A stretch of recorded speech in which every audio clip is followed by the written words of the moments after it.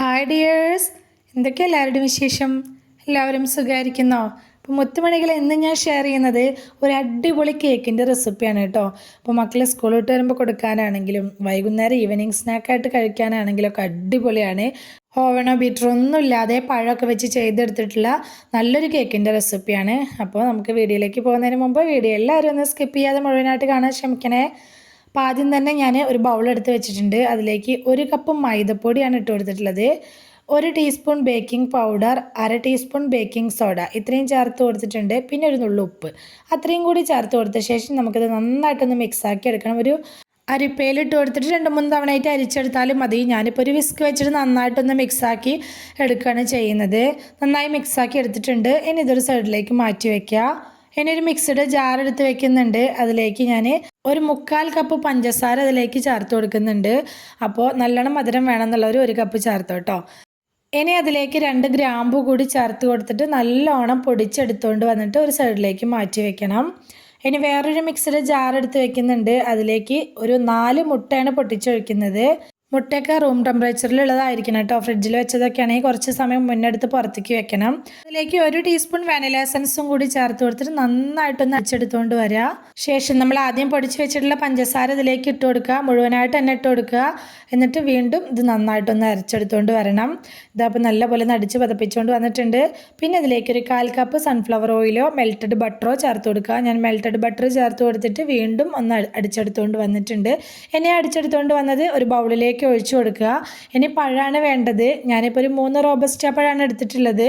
നിങ്ങളുടെ കയ്യിൽ നേന്ത്രപ്പഴം ഉണ്ടെങ്കിൽ നല്ലോണം പഴുത്ത തൊലി കറുത്തിട്ടുള്ള പഴമൊക്കെ ഇല്ലേ, അതെടുക്കുക. അപ്പോൾ ഈ റോബസ്റ്റ പഴം തൊലി കളഞ്ഞു കഴിഞ്ഞാൽ ചെറുതായിരിക്കും, അതുകൊണ്ടാണ് ഞാൻ 3 എടുത്തത് കേട്ടോ. അപ്പോൾ ഒരു 2 നേന്ത്രപ്പഴം മീഡിയം സൈസിലുള്ളതാണെങ്കിൽ അതെടുക്കുക.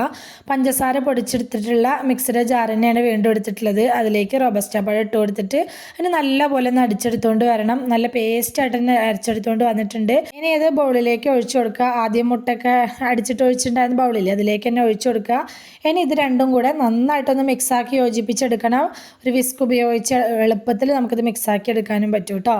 മിക്സാക്കി യോജിപ്പിച്ചെടുത്ത ശേഷം നമ്മൾ ആദ്യം റെഡിയാക്കി വെച്ചിട്ടുള്ള മൈദയുടെ മിക്സ് ഇതിലേക്ക് ഇട്ട് കൊടുത്തിട്ട് ഇതൊന്ന് മിക്സാക്കി എടുക്കണം. അപ്പോൾ ആദ്യം തന്നെ മുഴുവനായിട്ട് ഇട്ട് കൊടുത്തിട്ട് അങ്ങോട്ട് മിക്സാക്കാൻ ശ്രമിക്കരുത്.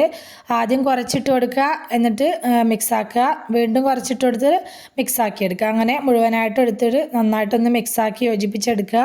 കട്ടകളൊന്നും ഇല്ലാത്ത രീതിയിൽ നന്നായിട്ട് തന്നെ ഒന്ന് മിക്സാക്കി എടുക്കണം കേട്ടോ.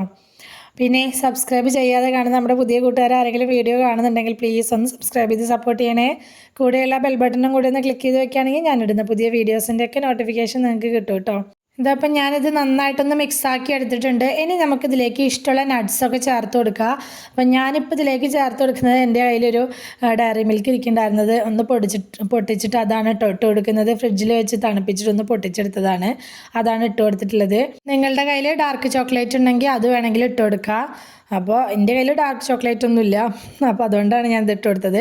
അപ്പോൾ നട്ട്സ് ഉണ്ടെങ്കിൽ അത് ഇട്ട് കൊടുക്കുക. നട്ട്സ് ഇട്ട് കൊടുക്കുന്ന സമയത്ത് ഒന്ന് മൈദപ്പൊടിയിൽ കോട്ട് ചെയ്തിട്ട് വേണം കേട്ടോ ഇട്ട് കൊടുക്കാനായിട്ട്, അല്ലെങ്കിൽ അതെല്ലാതും കൂടെ താഴത്തേക്ക് പോവും. അപ്പോൾ ഇനി ഇതൊന്നുമില്ല, നമ്മുടെ മിക്സ് റെഡിയായി, കേക്കിൻ്റെ മിക്സ് റെഡിയായി. ഇതുപോലെ ഒരു കേക്ക് ടിന്നിലേക്ക് ഒഴിച്ചു കൊടുക്കുക. ബട്ടർ പേപ്പർ വെച്ച് കൊടുത്തിട്ടുണ്ട്. ബട്ടർ പേപ്പർ ഇല്ലാത്തവർ ഓയിലാക്കിയിട്ട് മൈദപ്പൊടി സ്പ്രെഡാക്കിയിട്ട് അങ്ങനെ ഒഴിച്ചു കൊടുത്താലും മതി.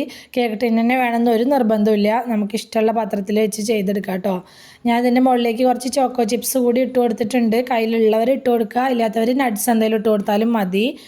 ഇതപ്പോൾ നമ്മുടെ ഓവൻ സെറ്റപ്പൊക്കെ ഇവിടെ റെഡി ആയിട്ടുണ്ട്.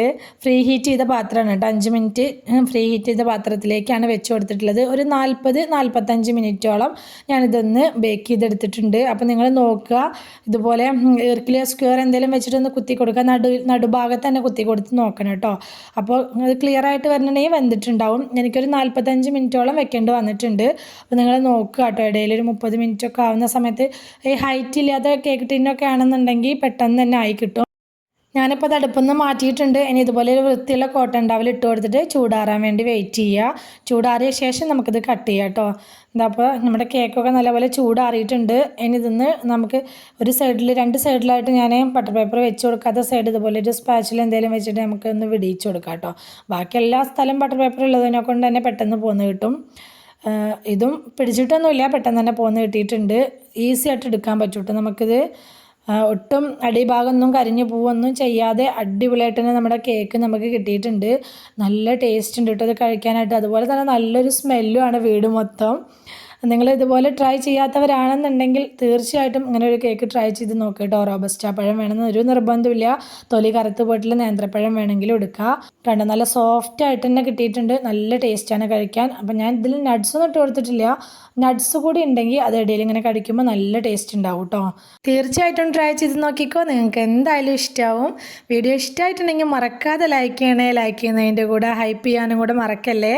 നിങ്ങളുടെ അഭിപ്രായങ്ങളൊക്കെ കമൻ്റായിട്ട് പറയണം. റെസിപ്പി ഇഷ്ടമായിട്ടുണ്ടെങ്കിൽ നിങ്ങളുടെ ഫ്രണ്ട്സിനോ ഫാമിലിക്കോ ഒക്കെ ഒന്ന് ഷെയർ ചെയ്ത് കൊടുക്കുക കൂടി വേണേ. ഇതുവരെ കൂടെ നിന്ന് സപ്പോർട്ട് ചെയ്തിട്ടുള്ള എൻ്റെ എല്ലാ മുത്തുമണികൾക്കും ഒരുപാട് നന്ദി.